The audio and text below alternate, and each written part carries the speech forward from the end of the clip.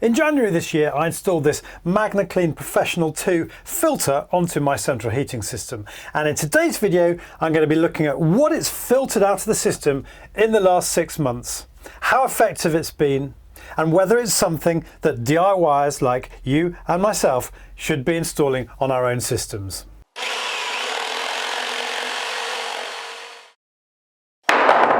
Okay, a bit of background before we get started. I've got 14 radiators in this cottage, mostly convectors, although I have replaced 1 or 2 recently with some slightly smarter equivalents from Screwfix. These were all installed back in 2010 by a local plumbing company when I bought the cottage. We had an old single pipe system when we moved in, powered by this old beauty here. The plumbing company installed this Worcester boiler and replaced all the pipes to convert my system from a single pipe system to a double pipe central heating system.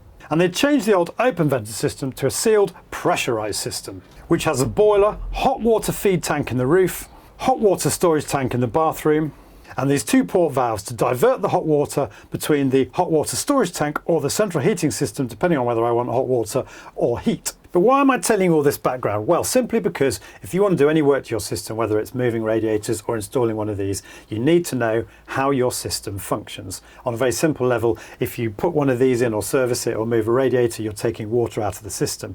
Now, on my pressurized system, I've got to replace that lost water to raise the pressure afterwards via the filling loop. Whereas on an older open vented system, the system simply tops itself up automatically. But why would we even bother to install one of these on our central heating system? Well, whether you like it or not, over the years, dirt and iron oxide from radiator corrosion builds up in your system in the form of a black sludge. And whilst if we're organised we'll get our boiler serviced once a year, we generally don't do anything with the central heating system itself. We just hope it's working okay until something goes wrong. Either the radiators stop heating up efficiently, or perhaps the pump on the boiler fails because of all of the magnetite metal filings it's having to pump around the system. So when I recently had to move a radiator from one side of our bedroom to the other as part of the refurb of that room, I decided it would be a good opportunity to do something about it. I had to partially drain the system upstairs down to move the radiator, and so I poured this Sentinel system cleaner into the new pipework. Not an ideal way to do it, but it's surprisingly difficult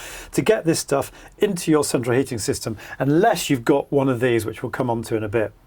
In the meantime, I bought this Magnaclean unit from Screwfix and installed it here in my little cellar a week later when I drained down the entire central heating system to remove all of that Sentinel cleaner that I'd put in. I wasn't going to do a video on that install because I'm not a professional plumber and there are lots of good videos out there on YouTube already. But if you as a DIY would find that video useful, let me know in the comment section below and I might just run it. But suffice to say, I installed this as recommended after the last radiator on the return side of the system, so that the Magnaclean filter is the last port of call for the water before it heads back into the boiler. You can also install in position B if space is tight on the return, but position A is recommended as best practice. So as you saw earlier, I bought this chemicals pack which comes with the protector and the cleaner. The reason I did that is because it's actually cheaper than just buying the unit on its own on Screwfix anyway, which is a saving of £34 if you'd gone out and bought the equivalent Sentinel cleaner and inhibitor. I didn't need the cleaner that comes with the pack because I'd already used the Sentinel cleaner earlier. But what I did want to do was add inhibitor to the system, which basically protects against corrosion and scale and stops magnetite forming.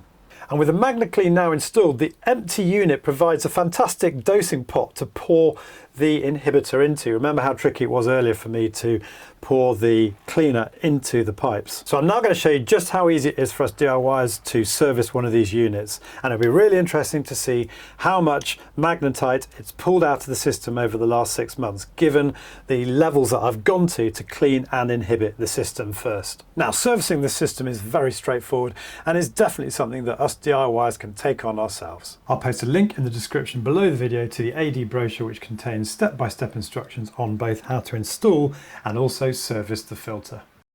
First off, we need to switch off the timer programs, and I also like to turn off the power to the boiler just to stop it kicking in for whatever reason during the servicing. Step 1, you need to turn the valves off, which you can either do by hand or, as is more commonly seen on AD instruction videos, using the spanner provided with the kit.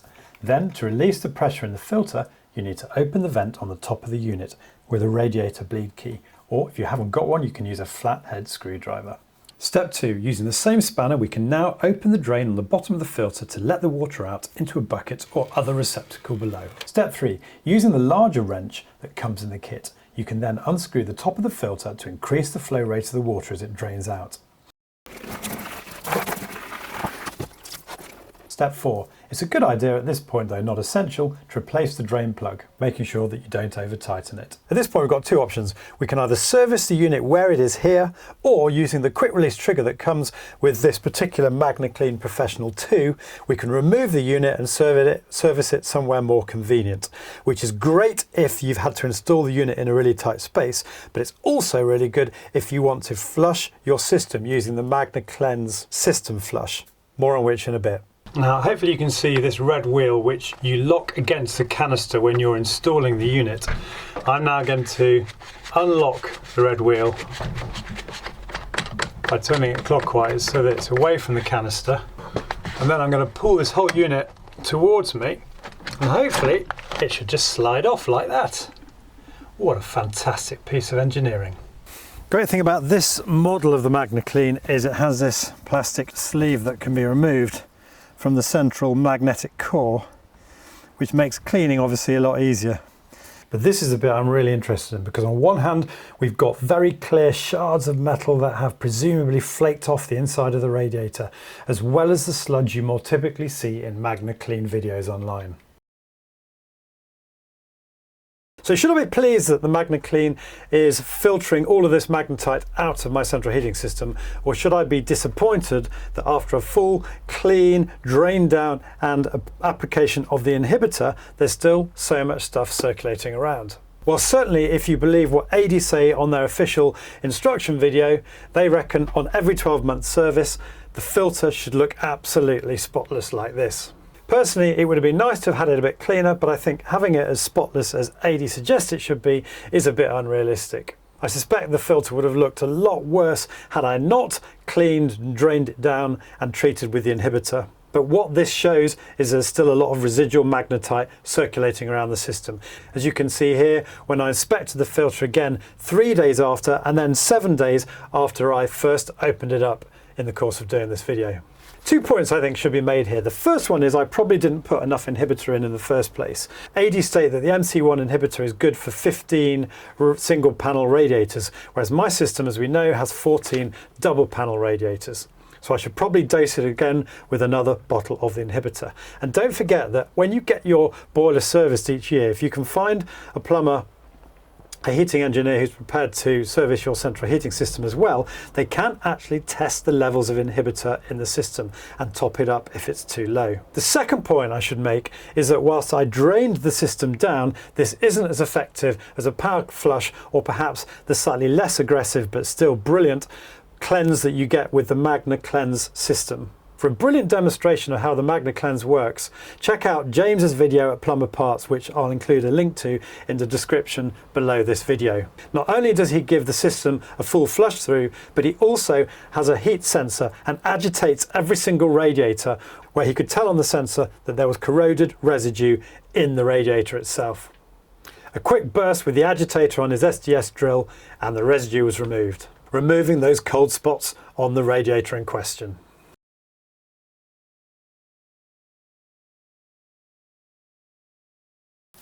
And so it's time to rinse off all the magnetite residue.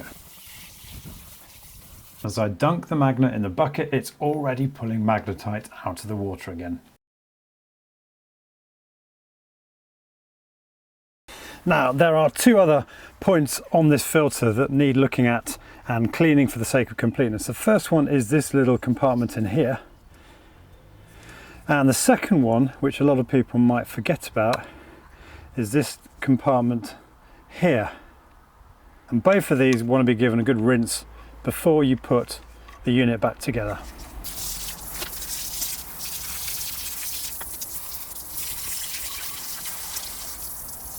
It's also recommended that the O-ring lid seal should be cleaned and checked on each service. Whilst it's best practice to replace the lid seal, as my Magnaclean is only 6 months old, I think it's a bit overcautious to do this, and so I simply gave it a bit of silicone grease.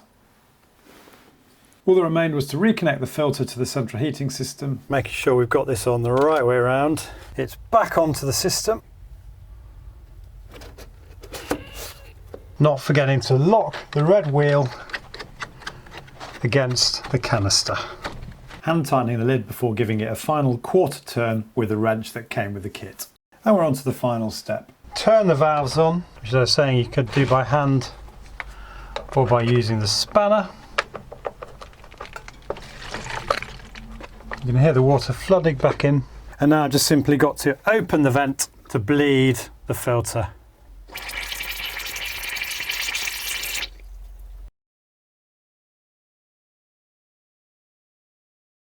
And that's nearly it, but before turning on the boiler, I'm just going to check the pressure in the system and top it up, obviously, to replace the water that it lost when we removed the filter from the system. So that's it for today. If you were thinking of getting a Magnaclean, I hope this video has shown you what a great piece of kit it is and that it can go some way towards helping you to keep your central heating system clean, albeit in conjunction with a good system flush and inhibitor treatment. And actually, now is the perfect time to be thinking about installing one of these, because when I installed mine in January, I was on a race against time to get the unit in for the evening when I had to get the central heating back on for the house. Whereas now, of course, we're thinking about actually switching off our central heating, so you've got more time to do it. Remember, details of all today's kit are in the description below the video, which you can access on your smartphone by clicking on the arrow and on your PC by clicking on the Show More button. If you've liked today's video, it'd be great if you could give it a thumbs up below. And if you're new to my channel, I'd love to have you subscribe. You can do that by clicking on the link here. And if you do subscribe, please click on the bell notification icon so you get notified of each new video upload. See you soon.